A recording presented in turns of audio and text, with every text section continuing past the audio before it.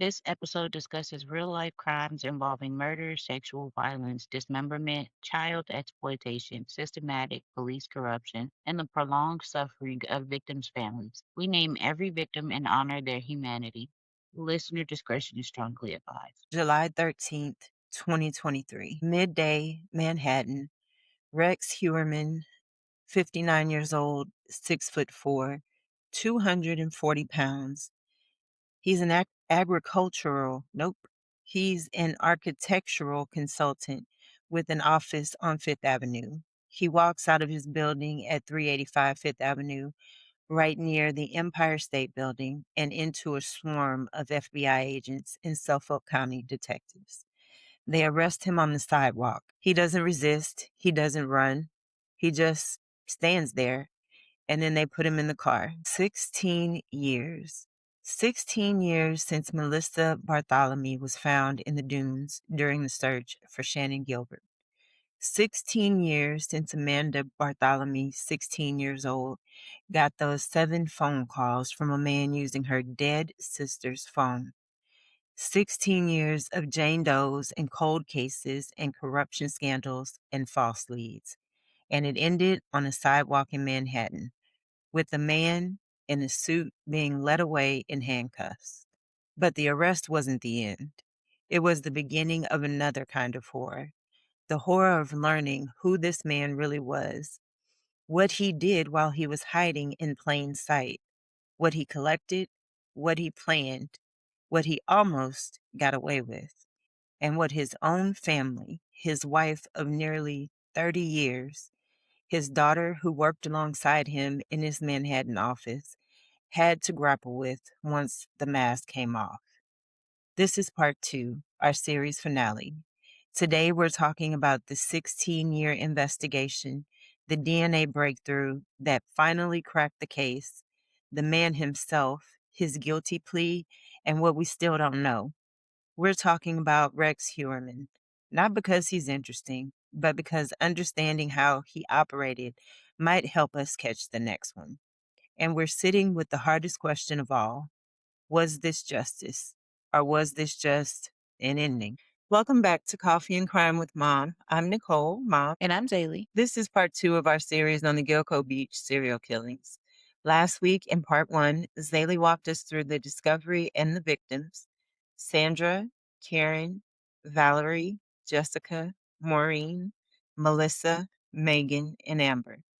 We told their stories. We said their names. If you haven't listened to part 1 yet, I strongly recommend you do, because today we're building on everything we established about who these women were. This week, the investigation, the arrest, the reckoning, and Mom is taking the lead. I am, because this part of the story, the part about how the system failed, how science saved it, and what we do with the monster once we've caught him, this is the part that keeps me up at night. So let's get into it.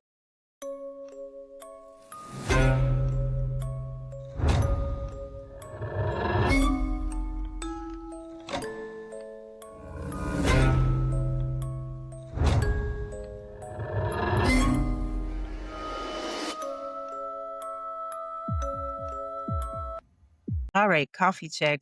What do we have, Zay? Well, since it is about to be midnight, I just went with, a nice espresso.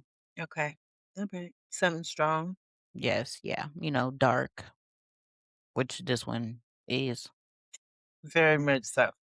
I've been thinking about Victoria Hewerman, Rex Hewerman's daughter. After her father was arrested, she came out publicly and said she believes he most likely did it, based on the publicly available facts presented to her. She now believes her father is most likely the Gilgo Beach killer. Can you Oh my imagine God. that? Your own father, and then you have to come to terms with that? I can't. You have to question every single moment of your childhood. Yeah. I mean, your dad, the person who's supposed to protect you, is sad. And the documentary shows her struggling. She says her father was around the family 90% of the time and was never violent toward any of them. She was 10 to 13 years old when the killings happened. Having to look at your childhood and wonder if your father was strangling women in the basement while you were doing homework upstairs. That's a trauma most of us will never understand. She said he must have been like Superman for us not to have noticed anything ever. And then she walked through her family home basement where investigators alleged the killings may have taken place. And she said it was not impossible. My gosh, that is just insane to even have to think about that. I Yeah. mean, it's gathered he was doing this when they were gone. But to think that, like, while I'm here, we're supposed to be having a nice time, the person I hold like at the highest regard, and he's doing this when we're gone and then finishing his stuff In and then our coming home. to meet right in our home and then coming to meet us on whatever trip we're on. And then for his wife, Asa Ellerup, she filed for divorce within 6 days of him being arrested and this happening. And I don't necessarily blame her. Blame her. When I watched one of the, I don't know, documentaries, I guess, on it, and they were talking to her, she didn't sound like she was going anywhere. Like she was down for him. So So something that's the must have really weird changed thing her mind. because she did divorce him, right? But then afterwards, she came back and was like, standing beside him, like, I don't think he did this. I don't think he did that. I mean, it's not like they got back together, but she Right. divorced I him mean, well, and he's then in stood prison, for his so innocence, you know. I guess it don't matter where she Yeah. lives 'cause they can't be together. Right, I guess that is a factor, but she stood beside him after the divorce and was like, "He's innocent, whatever, Mhm. whatever." Okay. I want to be clear about something. I have sympathy for Asa and Victoria. They are victims too, not in the same way as the women Huerman killed, but their entire lives have been redefined by someone else's equal. I mean, and then she kinda just turns into, like, the daughter of a serial killer or the wife of a serial killer. We also have to take a step back and think about the stepson, Christopher Sheridan, because, I mean, that's a whole other They're thing. all affected. Yeah. Yeah. His mother said he cried himself to sleep after the arrest. Mm. Their attorney, Ves Midiv, said Christopher couldn't even walk his dog down the block without being photographed, catcalled, and harassed. They can't even check the mail, he said. That kind of scrutiny is not for my clients. They never asked for it. That is horrible, and you got people screaming at you and people trying to take your pictures. It's Right, just hateful stuff for something you had absolutely nothing to do with, and then you're a child. right, Right. But then we have Benjamin Torres because he also didn't ask for the trauma that he got either. This is just horrible for all the family. right. Valerie Mack's son, he was 6 years old when his mother was dismembered. He filed a lawsuit in 2026 against Huerman, Asa Ellerup, and Victoria Huerman, claiming they profited from media deals while he got nothing. The exploitation doesn't end with the murder, it ripples outward, it touches everyone. And that's the complexity of this case. There are victims everywhere. I think that it should automatically be a requirement for these people who are going out here making these documentaries for Yeah. whatever version you're offering to pay to the family. Hmm.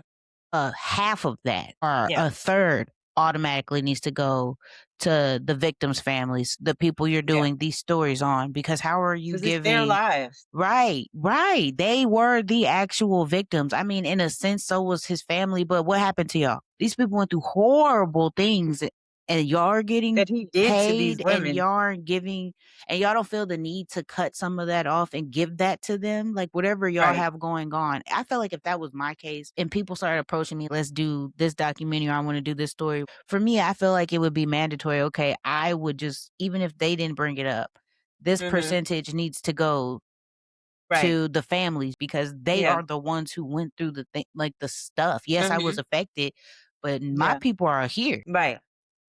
Yeah, even though he's in prison, I can go see him. I can go see him. Right. Let's go back to 2010. The Gilgo Four have just been found during the search for Shannon Gilbert. Commissioner Richard Dormer has announced they're looking for a serial killer. The FBI is involved and the media is dissenting. And everyone thinks this is going to be solved quickly. I mean, and obviously it was. No, it wasn't. For years, the case went cold. There were suspects, there were theories, but there was no arrest. And part of the reason was corruption within the Suffolk County Police Department. My goodness. And does the corruption run deep? Okay. James Charles Burke, born in Queens in 1965. He was a former NYPD officer in the 90s. He joined the Suffolk County Police Department and rose through the ranks. In 1995, an internal probe found that Burke had had a relationship with a woman engaged in prostitution and drug dealing and had engaged in sex acts in police vehicles while on duty and in uniform. In Despite this, he was uniform. appointed chief of the Suffolk County Police Department by County Exec Steve Ballone in 2012. And he supervised the Gilgo Beach investigation. Yes, he did, and his work on the case included a decision to end cooperation with the FBI, drew criticism from other law enforcement officials, but that wasn't the worst of it.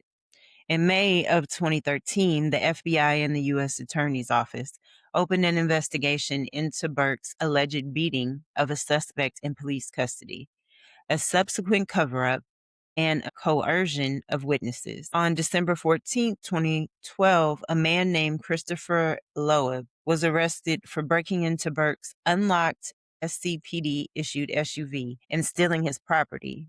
Among items taken were Burke's gun belt, several magazines of ammunition, a box of cigars, a humidor, and a canvas bag that contained toiletries, clothing, and other items, including sex toys and pornography. Yeah, and Burke beat him. Yep. Burke entered the interrogation room where Loeb was handcuffed and chained to an eye bolt fastened to the floor, and he punched and kicked him in the head and body. Then, over the next 3 years, Burke and other Suffolk County law enforcement authorities took actions to obstruct the federal civil rights investigation into the assault. He summoned detectives under his command to SCPD headquarters to persuade them to agree to a false version of events. One detective testified falsely under oath in a state pretrial hearing, denying that Loeb had been assaulted. So all of that is crazy because, I mean, this all starts when he became chief. So it started because he was, I guess you could say, cool with Thomas Spoda. And then he ended up being the district attorney and some other stuff over a span of like 30 years. He just kept rising the ranks. Yeah. And the whole time he was bringing Burke with him. And he actually is the reason why he was promoted to chief because Spoda gave Steve the recommendation for Burke. And off of that, Steve made him chief. Mind you, from the position he was in before chief, that was a 4-rank jump. Wow. He jumped 4 ranks to become chief. But the way that Spoda and Burke got cool in the first place was because I'm not sure exactly what the true story was, but this is what helped Spoda get promoted to be, I think it was either himself chief or commissioner, right? But there was a kid who he went missing. And then the next day he was found dead in the schoolyard. And he had been, as they said, he had shoe marks on, like sneaker marks on his face.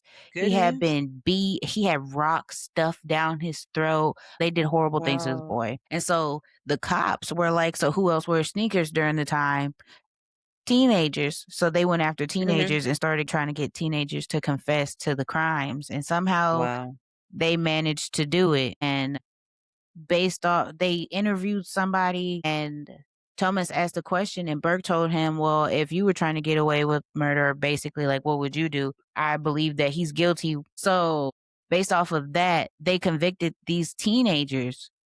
Wow. Without really any proof. These boys went to jail and then they got promoted based off of that. And that's how it started. And they like covered up the fact that it wasn't any proof. And in the, I believe it was the Netflix documentary they made, they were saying that like if you looked into it, you can see that they kind of like pushed this through. It really was like a false conviction. And these boys shouldn't have served any time because they didn't do it. Right. And so that's how that all started. The whole 30 years of them getting all these promotions and all of this is built off of that case. And it just continues with more coercion and lies and corruption. They covered up so many things. That's crazy. On top of that, he had an insane amount of internal affairs cases. Wow. Saying that he used drugs, the thing about the prostitution, and then the having sex with a prostitute in your police vehicle, in your uniform. And one of the internal affairs, Spoda ended up being like the lawyer or whoever, somebody who worked with him. He must have been the DA. He was a lawyer. He wasn't a police officer. He ended up being his lawyer for that case, for the internal affairs. So these are big things, right? He should have Right. at least been demoted. He wasn't even demoted.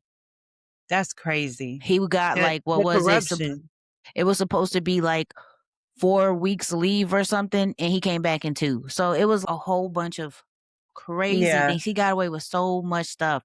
And Mhm. the other cops were saying while they were doing the Gilgo investigations, he speaks of prostitution murders as what he call them misdemeanor murders. Basically, they're small Wow. murders. They don't mean anything because of how he regards prostitutes. Obviously, he's using them. That is So, horrible. right, And it's scary to think that these are the people that the are people. supposed to be protecting us. I know, that's crazy. But finally, he was arrested in December 2015. Arrested at his home in St. James, New York. He pled guilty in February 2016 to a civil rights violation and conspiracy to obstruct justice. And he was sentenced in November 2016 to 46 months in federal prison. And then to make it better, he got justice, but also Thomas Spoda, he had to resign in November of 2017 because he ended up being indicted on federal charges Wow. for obstruction of justice in the investigation of the Suffolk County Police Chief James Burke. He was Good. trying to be involved in his investigation after he was arrested, and then he was Isn't it found crazy? guilty. These people, wow. Then he was found guilty, and they sentenced him to only 5 years in prison, and he was fined $100,000. Well, Yeah. I mean, if you're not gonna really be punished for it, what's the harm in it, I guess? I mean, and to think about it, the fact that these are the 2 like top men that were tied to the Gilgo investigation at that time. Right. That's crazy. The 2 people who don't care about anybody.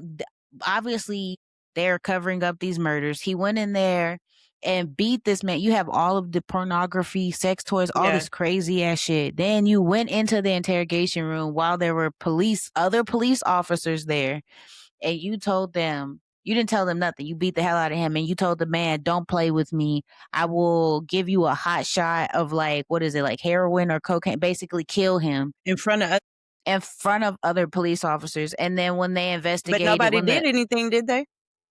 no, because when they went to go investigate it, the rest of the police officers covered it up for him. Right. That's what Nobody I'm said saying. anything. So that's why they could do all these things, because they could do them, because nobody was going to do anything about it. So there were allegations never fully proven in court, but widely reported and investigated, that Burke interfered with the Gilgo case, that he protected certain suspects, that he shut down lines of inquiry, that he ended cooperation with the FBI at a critical moment in the investigation.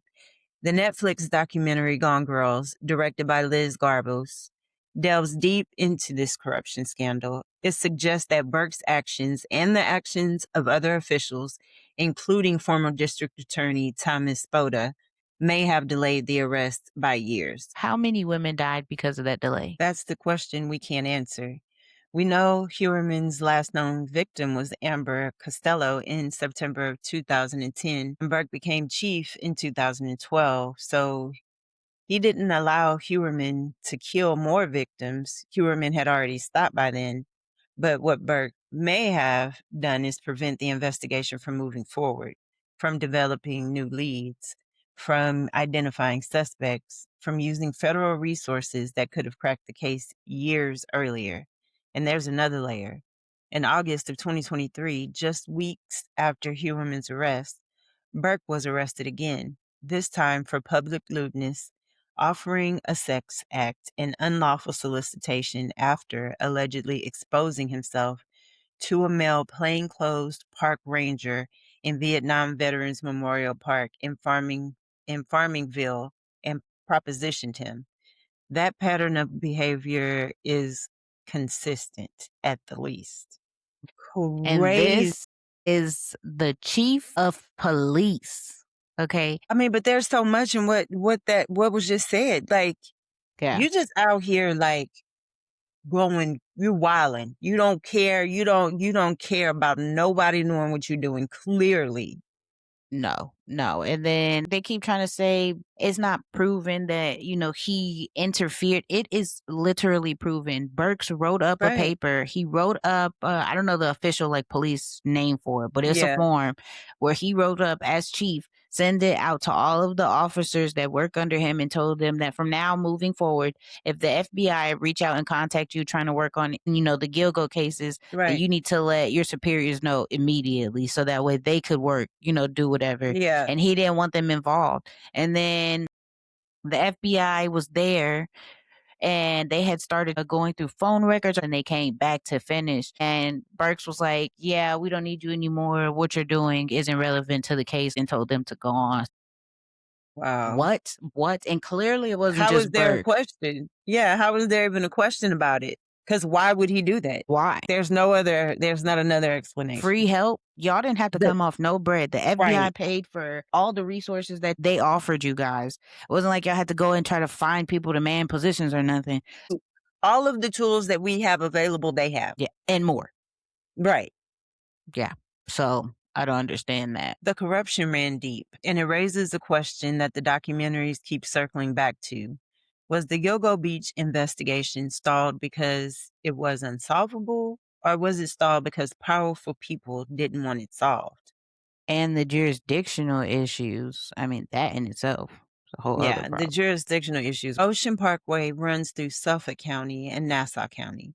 Some bodies were found in one jurisdiction, some in the other. Some victims were from New York City, some were from Connecticut, some were from Maine, and each agency had its own files, its own protocols, and its own priorities. There was no shared database, no unified task force, at least not initially. It took years to form the Gilgo Beach Homicide Investigation Task Force and get everyone working together. By then, evidence had degraded. Witnesses had moved away or died, and memories had faded, and the killer had had years to cover his tracks. My goodness. It should be a thing that whatever Mhm. the case is, it's murder. You've determined it's murder. After X amount of time, you should be required to enter all of the information that you have requiring that murder into a national database Mhm. for unsolved murder cases. And then that way people can get connections. Maybe things are connected. It's no way y'all just sit and let these cases go cold and nobody's come up with anything to unite all of the And we task know forces that knowing it's there's a problem. corruption. Right, and we know there's corruption in the police. It doesn't matter where you are. You're aware of it. So there needs to be safeguards for that. It can't just sit with this police department and people keep getting killed and nobody's doing anything because one police department is corrupt. Right, which is insane. And they just let it go on like Mhm. nothing happened. But for this case, at least after they got Burke out of there and the new people in there, they worked very hard on the case and they Mhm. kept working, even though it seemed like it was a dead end. Right, they did. Detectives like Kevin Catalina, forensic scientists who refused to let the DNA evidence sit in a freezer, prosecutors who kept pushing, and the families. The families never stopped. Melissa Can kept calling the police. Amanda Barthélemy kept her phone charged. Elizabeth Baxell kept asking questions. Marie Gilbert, before her death, refused to let the world look away. Yeah, they played no games. They were not about to let any of these women be forgotten at all. Right. And thankfully for them, the DNA came through. So there was a breakthrough. Eventually, yep, the DNA breakthrough. This was where science saved the case, like we said. Forensic science is amazing. Investigators had collected hairs from the victims, hairs that didn't belong to the women, hairs that belonged to the killer or to someone close to him, and for years they couldn't match them. The DNA was degraded, the samples were small, the technology wasn't there yet. It's so sucky that that's the case. But that's another reason why they should be able to put all these cold cases into like a database. Mhm. that it's everywhere because I Right. mean, science is evolving constantly and the Constantly. stuff that they can do is more advanced, obviously. But Right. for but for this certain situation, I mean, the mitochondrial DNA changed everything. It made the difference. Let me explain why this matters. Most DNA tests look at nuclear DNA, the DNA in the nucleus of our cells. Does everybody remember what the nucleus is? It's The the circle center is part of the normally cell purple in the picture. in the pictures. Yeah, in the pictures in the science books. It's normally purple, got pores on it. Nuclear DNA is unique to each individual. It's the gold standard for identification, but it's also fragile. It degrades quickly, and you need a substantial sample to get a reliable profile. But mitochondrial DNA is different. It's found in the mitochondria, the tiny structures in our cells that produce energy. And unlike nuclear DNA, which comes from both parents, mitochondrial DNA comes only from the mother. It's passed down from mother to child, generation after generation, virtually unchanged. If you find mitochondrial DNA at a crime scene, that means You can't identify the exact person it came from, but you can identify their maternal line. You can say, this hair came from someone whose mother is in this family, or whose mother's mother is in this family. It's not as precise as nuclear DNA, but is much more resilient. It survives degradation better, and it can be extracted from smaller, older samples. and so they found Huerman's wife and daughter They as did. part of one of the mitochondrial DNA samples. Yeah, for the hair. Yeah, found hairs on the victims that matched the mitochondrial DNA profiles of Asa Ellerup and Victoria Huerman. Now, here's the crucial point. Asa and Victoria were not suspects. They had alibis for the times of the murders. They were out of state. They had nothing to do with the killings. For every single one of them, they were gone. So, how did their DNA end up on any of these victims? Transfer DNA.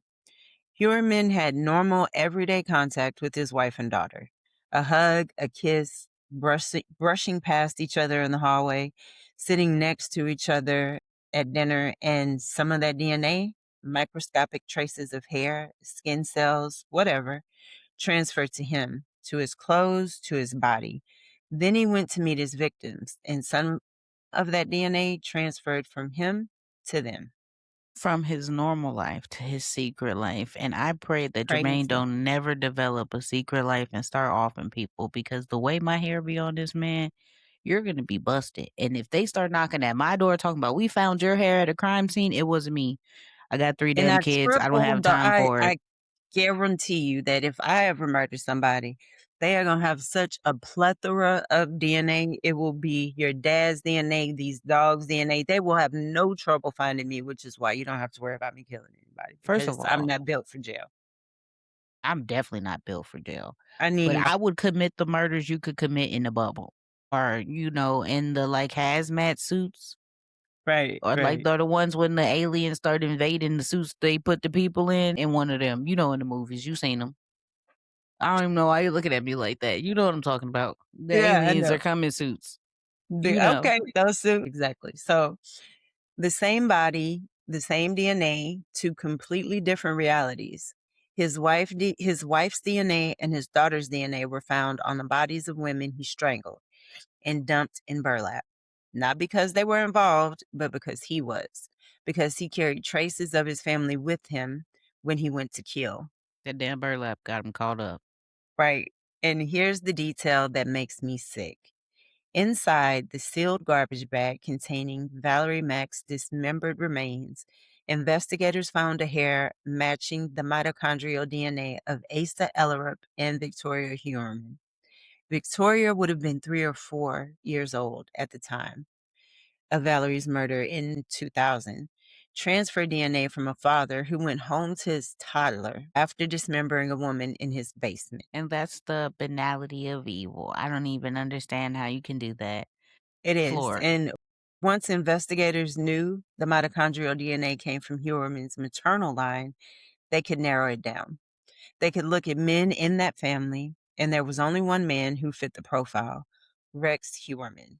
6'4", 240 pounds, large build, architectural consultant, and he lived in Massapequa Park. He drove a black Chevrolet Avalanche and had an office in Midtown Manhattan. First of all, that's a big motherfucker.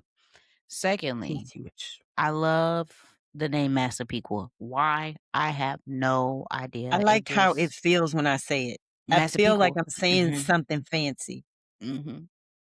And I I'm like sure that it's name. like some very sacred Native American word or something like that. I have no idea what it means, but I like how it sounds when it comes I off my just lips. like how it sounds. Okay. But he was definitely huge, and they described him as an ogre. Mhm. And Yeah. he went after these tiny women, which is All about insane. power. Right. But the police and the FBI and stuff, they started watching him and they were able to move on down the road. Yeah. The FBI and Suffolk County Police conducted surveillance. They followed him to his office at 385 Fifth Avenue. They followed him home to Massapequa Park. They watched his patterns, his routines, and then they watched him throw away a pizza box in a trash can in Manhattan. And then we're also forgetting the fact that they use the cell phone records How to they try to pin tracked. him Yeah. down. And that's how they starting to figure out who it was doing all the tracking. And then that's how they even got to the point where they could follow him. Then he threw away that pizza box, which you don't think would be like a huge thing. Mm-hmm. So you really got to watch the habits you have because they could get you caught up. Yeah. So the pizza box went from discarded trash and they collected a DNA sample, a nuclear DNA sample. They compared it to the hairs found on the victims and it matched. Rex Huerman's nuclear DNA was on the bodies of Melissa Barthelemy, Megan Waterman, and Amber Costello. The mitochondrial DNA from his wife and daughter was on Valerie Mack's remains. The forensic evidence was overwhelming. The DNA from the pizza box matched the DNA from the hairs on the victims. Combined with the mitochondrial DNA evidence, the digital forensics, the vehicle records, and burner phone data, it was an airtight case. And on July 13th, 2023, they arrested him on the sidewalk outside his Manhattan office in broad daylight. So who was the man, really? On the surface, he seemed like he was completely normal, just a family man. Just a normal family man. So Rex Andrew Huerman, he was born in 1964. He was 59 years old at the time of his arrest. Again, he was 6'4", 240 pounds. He was a big man, physically imposing, but not threatening, not in a way that would make you cross the street to avoid him. He was an architectural consultant. He founded RH Consultants and Associates, and his office was at 385 Fifth Avenue in Manhattan, Suite 1100, right near the Empire State Building. He designed buildings. He met with clients. He went to construction sites. He was a professional, a businessman, someone you might sit next to on the subway and never think twice about it. He lived in Massapequa Park, Long Island, a suburban community. It had nice houses, good schools, quiet streets.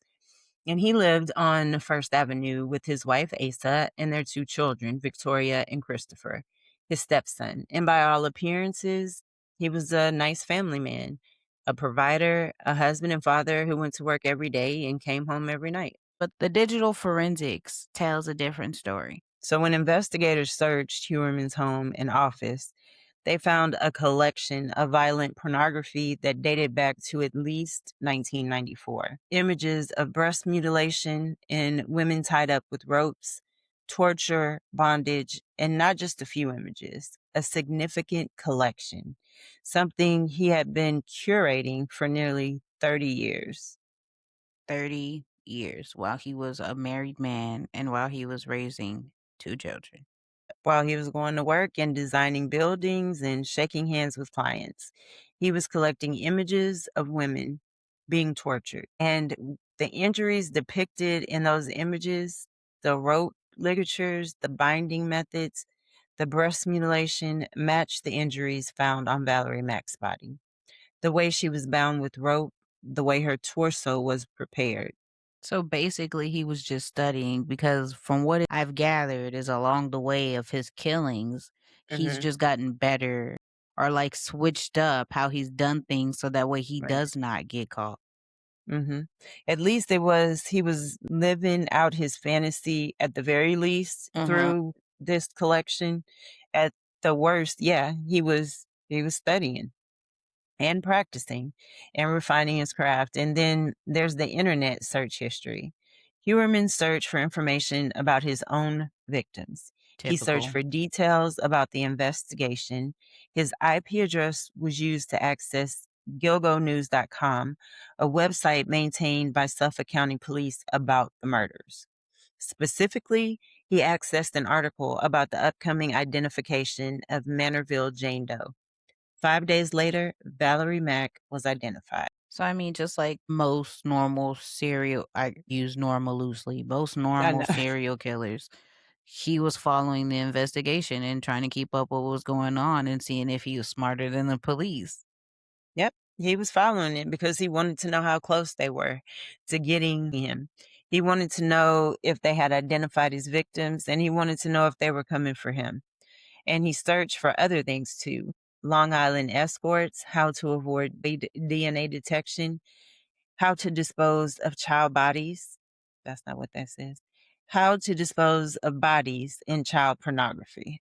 My goodness, child pornography, why is that like a constant?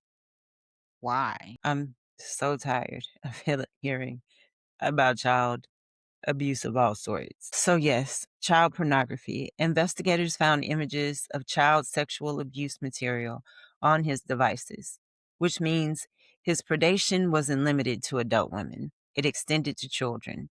And that raises the question that I don't think we have answers to. Are there more victims, victims we don't know about? God forbid, children he harmed who never came forward, women who disappeared in the 1990s or early 2000s who were never reported missing because they were sex workers or marginalized. I have absolutely zero doubt that there were more victims. If he killed all of these women and came out and committed, I mean, like pled guilty and did all, it's definitely more people. I A- don't feel like that was it. And all of that shows that there could definitely be some kids that he did something to. We also have to think about it. He also had what they called a planning document, which he tried to delete off of his computer, and the Yeah. FBI was able to get it back.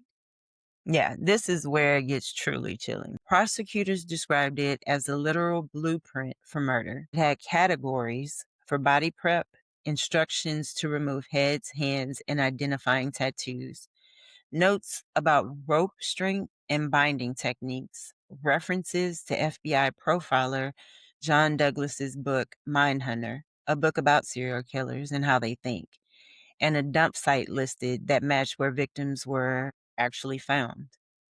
The document was essentially a checklist, a how to manual for murder.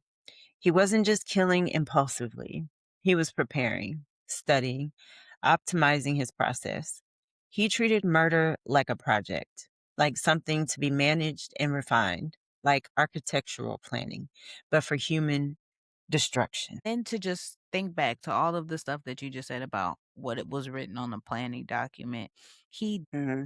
did or tried out every part of that. If you look through each Yeah, victim, the tattoo mutilation, the dismemberment, the rope bindings, all of that, he yeah, studied it and then put it into practice. And it is no way that he was out here trying to perfect his craft and y'all think that these are the only people that he was killing. First of all, think about right. how advanced the bodies got towards the end as far as like how he Hmm. was handling them. And then for the Gilgo 4, they were evenly apart from each other. Somebody who you could tell he's so controlled. I mean, like the planning document, he had tabs. Yeah. So that just shows even in that how they were spaced out in those things. And Yeah. I don't know if you know this, but how old was he when he killed his first victim that we know of? He was 29. So outside of all of this planning and him perfecting or refining his craft. We also have to think about the phone calls and the extent he went to get his pleasure off of all of Right. this, because it wasn't just the murders and the going to get these women, because a lot of people it'd be the hunt, the search, and then the murder, and that's good enough for them. That's everything they need. He did extra with the phone calls, calling the people's family, the victims' families, to like taunt them. That is crazy. It's like, not only do you want to like take apart this woman, but that's not enough. That doesn't get you off. You need to torture their families, which is just sick. The phone calls to Amanda Barthélemy, we covered the details in part 1. So there were 7 phone calls with that flat voice, the Long Island accent, the torture of a 16-year-old girl. But I want to go deeper into what those calls reveal about human psychology. So Amanda, she was 16 years old when her sister Melissa disappeared.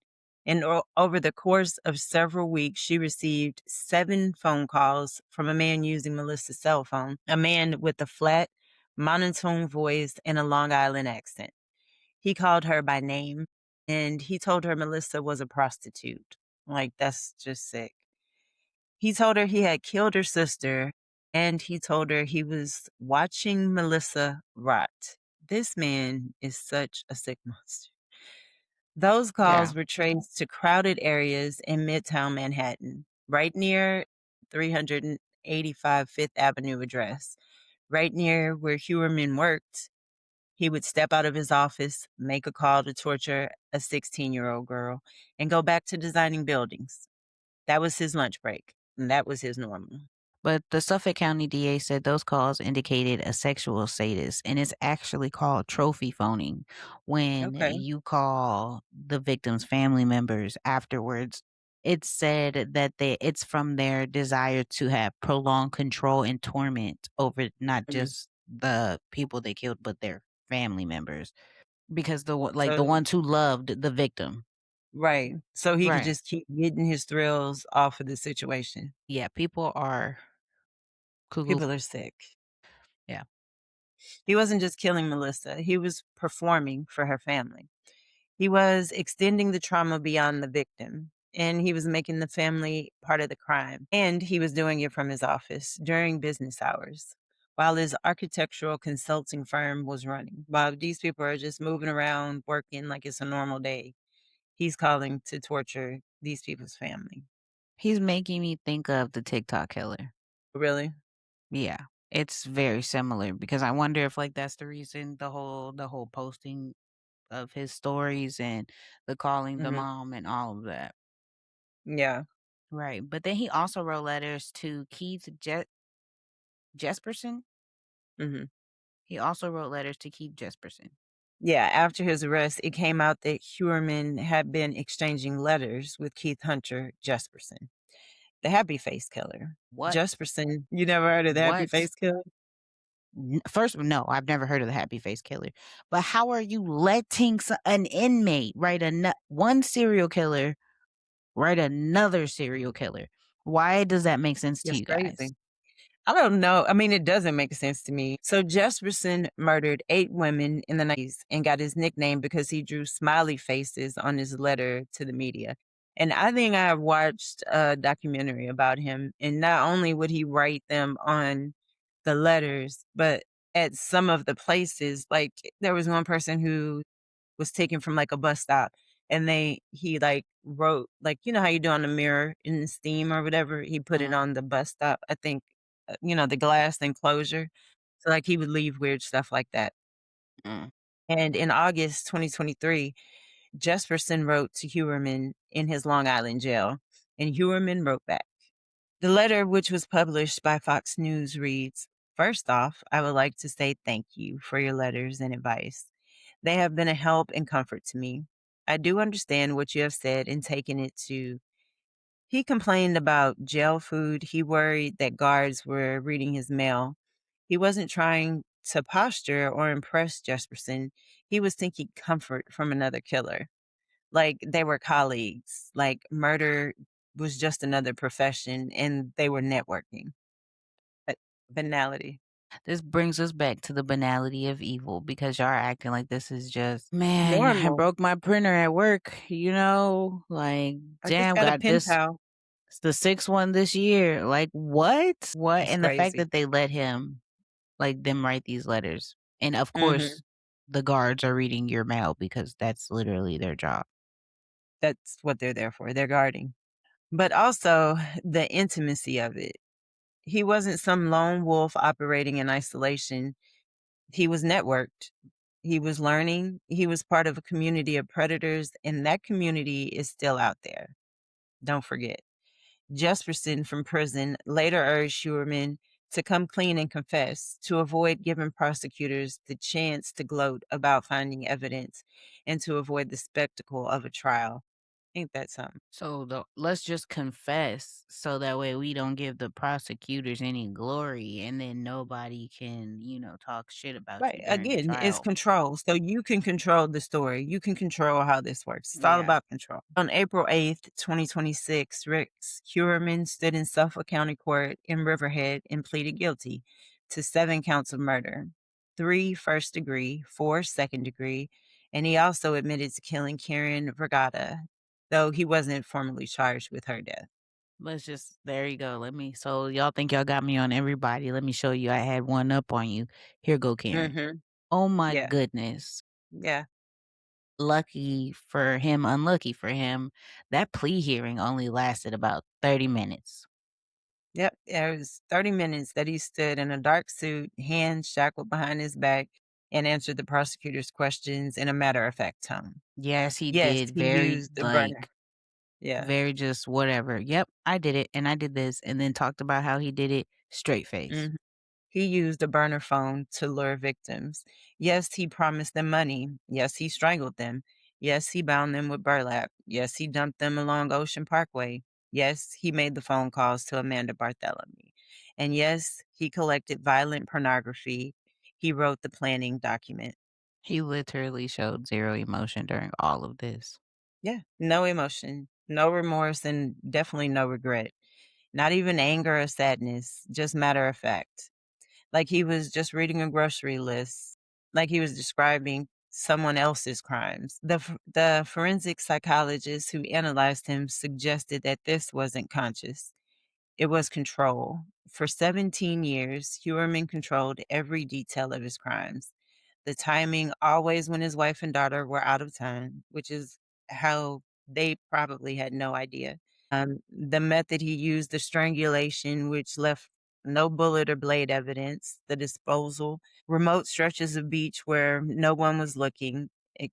In that stretch of beach, when they say beach, it doesn't really tell you what it looks like because it It's wasn't like an more open. marshy. Yeah. Yeah, it had like a lot of the brush right off the highway and the digital trail, burner phones, and obsessive searches. Yeah. And I just felt like him pleading guilty, like he was advised, is like you Mhm. said, just By the other another killer. act of him trying to get control. Yeah, by the other killer. Yeah. Still taking control by pleading guilty. Mhm. Yeah, so he controlled how much he had to reveal. He Mhm. controlled when the public record closed. He got his sentence 3 consecutive terms of life without parole, plus a consecutive sentence of 100 years to life, and he waived his right to appeal. So he will die in prison, but the full truth stays locked inside of him. Which is freaking terrible. It It is. sucks ass. We should have a truth drug by now, and we should just be able to shoot him in the ankle with the truth drug. And Yeah. now, or it should be like a mist, like lavender scented. We can just, oh, hold on. Well, let's get some aromatherapy in here because the mood is tense. Yeah. And I'll just tell the truth. Like that doesn't make any sense. And it sucks because I feel like all the families know this. We're not going to get all of the information and that we just kind of have to get to a point where we can accept that and just be happy that we got you locked up, Yeah, at which least that. obviously isn't doing much other than helping you not kill other women. But Elizabeth Bexel, Jessica Taylor's mother, said she was grateful the plea took stress off her family, but gratitude for an end isn't the same as satisfaction with justice. These women were tortured, dismembered, and wrapped in garbage bags and burlap. and then just left like trash. And the man who did it gets to decide how much we know about what he did. And that doesn't feel like justice to me. That feels like he won one last time. Yeah, because now there will be no trial because he decided to plead guilty. I mean, Yeah, there's granted, no he didn't get like a slap on the wrist with the plea bargain, which is amazing. great, but he still has control. With no trial, there's no telling of the story unless he chooses to tell it. There's no cross examination. There aren't crime scene photos displayed for a jury. There are no expert testifying, talking about walking through what each woman experienced in her final moments. And there's no accountability in open court. He doesn't have to tell his story. He doesn't have to hear all of these things, just a 30-minute hearing and a sentence. And then the families, they're just left with verdicts and no answers. So the sentencing is scheduled for June 17th of this year, 2026, and he will be formally sentenced to die in prison. But the sentencing won't change anything. These women won't be brought back. They're still dead, and the families are still grieving, and the full scope of his crimes may never be known because he gets to control that narrative. And this case has been heavily documented, and I think that's important because for years the only people telling these women's stories were their families, and the media just didn't care about them. The police didn't care. The documentaries forced the world to look. So where does this case stand now? Huerman is awaiting sentencing, like we said, on June 17th of this year, and he will die in prison, thankfully. But the investigation isn't over, and there are questions that may never be answered. I mean, let's start with the unidentified victims for one. Yeah, the Asian male found in women's clothing back in April of 2011. He still doesn't have a name, and no killer has been identified. And with the African American woman found near Peaches and Baby Doe, they're still unidentified. Shannon Gilbert's cause of death, accidental or homicide, we may Bullshit. never know for sure, but there's no way she just walked out So into what that they area. tried to say is that after her 911 call, she freaked out, right? And ran into this marsh, basically trying to get away from this guy. Yeah. And I guess they said it was colder because she was found with her jeans off. Mind you, it was wet. So she had to run through this marsh area. If you're a woman, you know how hard it is to take off some damn jeans, wet jeans. Wet Okay. jeans. Yeah. She was found without her jeans and panties on. And so they were trying to say that she was running from him and somehow in the midst of this got hypothermia. And you know how right before people start to die from hypothermia, they get hot and they start stripping. And that's what they're saying is why she didn't have any clothes on. And in the midst of her trying to do that, she fell in the marsh and drowned in the mud. But if that was the case, wouldn't it be drowning? Wouldn't it have been mud in her lungs? Wouldn't that have been easy to identify on the And autopsy? you have to jump through so many hoops for that to be the case. You have to While she's assume that all actively of those running from things happen somebody else. exactly like you just said it for that to be the case. That's the only way that works. But back it up. Nobody acknowledged this 24-minute long 911 call. Right. All of the doors that she knocked on. And even if it wasn't Rex, let's talk about the driver who brought her out there. Right. And then left her. And then left her. The John's house she went to, who she originally started tripping at, because she was tweaking at his house and he had to come out to tell her driver to come get her out of his house, that she needed to leave. And then when he went in there to try to help, she ran from her driver, who she knows. So, and isn't Shannon's mom the one whose daughter ended up killing her in a schizophrenic break? Okay, so here's my two theories. First theory, if we're going to take murder off the table, maybe she was schizophrenic as well and she was having an episode and it just happened to be a horrible ass episode and she did drown or some bullshit in the marsh, whatever they're saying. And maybe it wasn't hypothermia, she was just tripping out during this mental breakdown and started stripping and tripped and I don't know, somehow expired is what the police officer said in his news report, expired in the marsh, right? However that worked. My second theory, whoever the fuck she was running from, because how it started was the driver. like That her she was driver. running from the She was driver? running from the driver, right? So what he said, the driver's story was that he picked her up, brought her to the John's house, was doing whatever. Then the John came out and knocked on his window and said, "You have to come get her. She won't leave." And then he went into the house to go get her. And then she started freaking out on him. And that's when she started screaming on the 911 call, "They're trying to kill me. These people are trying to kill me." So then she ran out the John's house and started running down the street. And that's when she started knocking on all the people's doors. And the driver was like, he was following after her, trying to get her to like calm down. And that's when he was like, fuck it. And he drove back to the John's house to ask the John what happened. And he was like, yeah, she just started tripping, because he was like, you had to have done something to set her off, because she don't act like that. But he was like, nothing happened. And so he said he knocked on some of the other neighbors' doors to try to get their story to see what they were saying. I would not be surprised if they didn't answer the door. And then after that, he was like, fuck it, and he left.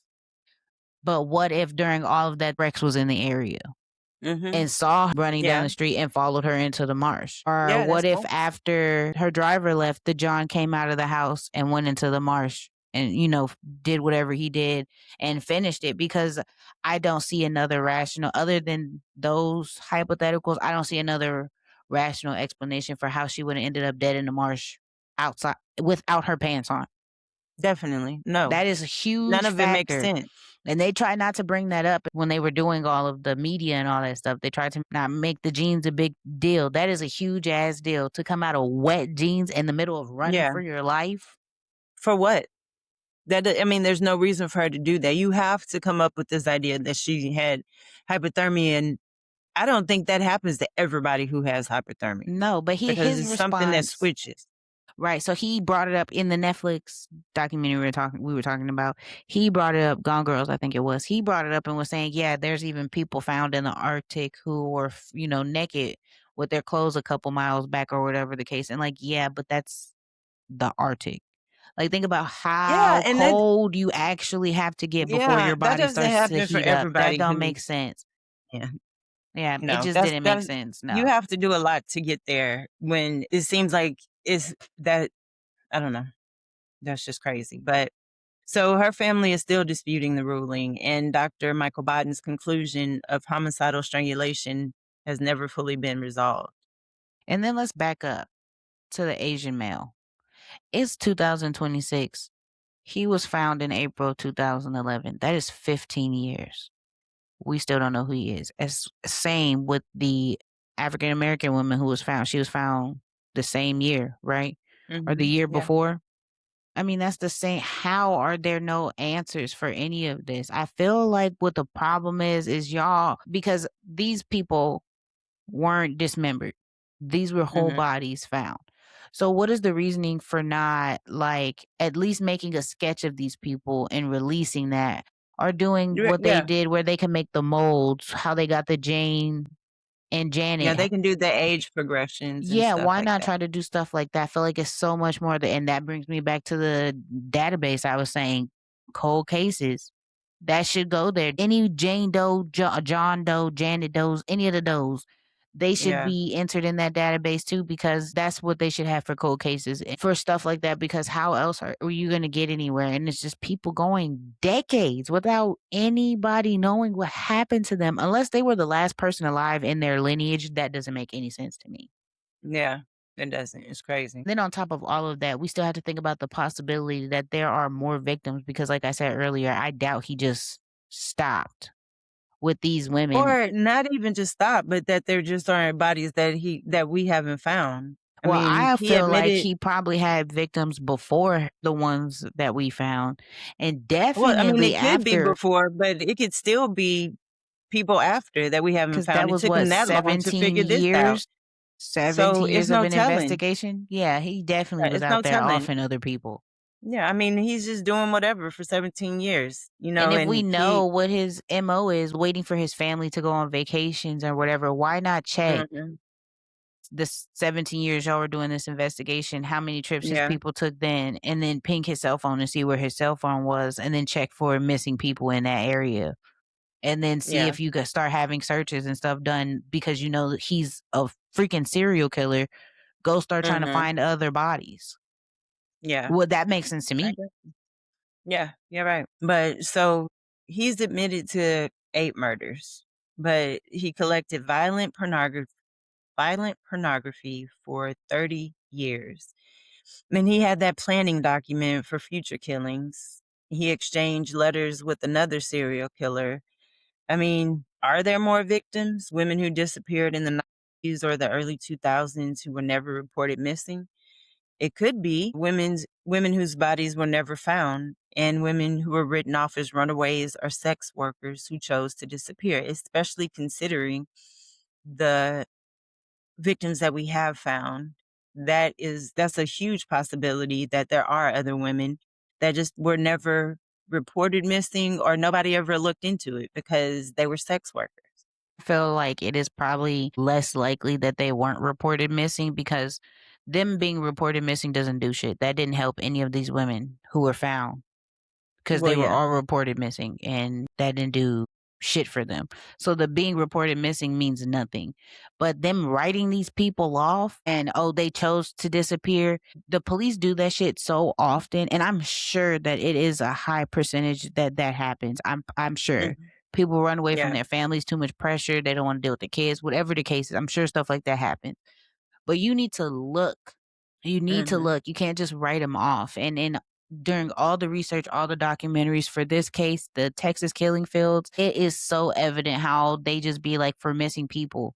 Yeah, they'll turn up. It's whatever. Teenagers, whatever. It doesn't matter. Just Yeah. it's Yeah. it's not worth my time. And the fact that that is the Mhm. energy towards missing people is mind boggling. Crazy. I mean, it just seems like the system is just choosing not to look for them. Yeah, it didn't, and that's the systematic failure that this case exposes. Like you're saying, we see it, we hear about it over and over again. Wait 24 hours, wait 48 hours. So when a woman is a sex worker, when she's struggling with addiction, when she's transient or marginalized, the system assumes that she chooses to leave. She chooses her fate, at least. It doesn't launch searches and it doesn't dedicate resources, which is crazy for anybody who is missing. Yeah, And what right. that means is that predators like Huerman, they know that and they get away with it. They count on it and they choose their victims specifically because they know that nobody will look for them. Yeah, and the fact that it's like, oh, they're a sex worker, or they were struggling with addiction, or whatever the case is. Then when they are reported missing, then well, how close were y'all, anyways? Or this is what they were doing. You don't know their whole life. There's no way that they Yeah. told you all of this. And then outside of that, I mean, think about other predators because they're still Yeah. out there. Hmm. Like Andrew Dykes, who was arrested in December of last year, 2025, for the murders of Tanya Jackson and Tatiana Dykes. Which is Peach Doe and Baby Doe. And they proved that Ocean Parkway had multiple killers. How many more? How many other men use that beach highway as a personal disposal site? Because, like we said, it's not like it's an open beach. Clearly, bodies can be hidden and people wouldn't find them. Are there other bodies still buried in the dunes? Other families still waiting? Well, DA Kenneth Cusick said after the Texas Killing Fields arrest, this is not over with. There are other active leads in the case. The same could be said for Gilgo Beach. Yeah, I feel like this case and the cases like this may never fully be closed because it's so much unanswered Right, and because questions and what we ifs. wait so long to find Yeah, the person or we ifs. wait so long to find Yeah. the person or link the victims. So, yeah, that's just unfortunately because serial killers, they don't know their victims don't know each other. That can really be a reality of serial killer investigations. They can be very hard to find, but so even if you catch the killer and you charge him and you sentence him, you still may walk away without the full truth and the complete scope of the horror. And that often dies with the killer, or stays locked in his head, or is buried in evidence that will never see the light of day. This case sits differently because of what it reveals about us, about who we value and who we don't. It raises a question we can't answer but have to keep asking. How many other families are out there right now? How many other women have disappeared because the system looked away? How many other killers are walking free because their victims were the wrong kind of victim? Sandra Costella, Karen Vergata, Valerie Mack, Jessica Taylor, Maureen Brainerd Barnes, Melissa Bartholomew, Megan Waterman, Amber Lynn Costello, Shannon Gilbert, Tanya Jackson, and Tatiana Dykes. They are not just victims, they were people. They deserve so much better than what they got. And if you want to support the families and the ongoing investigation, keep saying their names and keep asking questions. We can't let it go. Too often we talk about these things and then within a month it's over with and we forget all about the victims and their families. And keep demanding that the system works for everyone, not just the people it deems worthy. We want to thank you guys for spending your time with us. We really appreciate any time you listen in. And we just keep asking that you rate and review us. We definitely want to hear what you think about this case, what you think about the system failures, and what keeps happening. This is not the first case we've talked about this in. See you next time. See you next time. Take care of yourselves.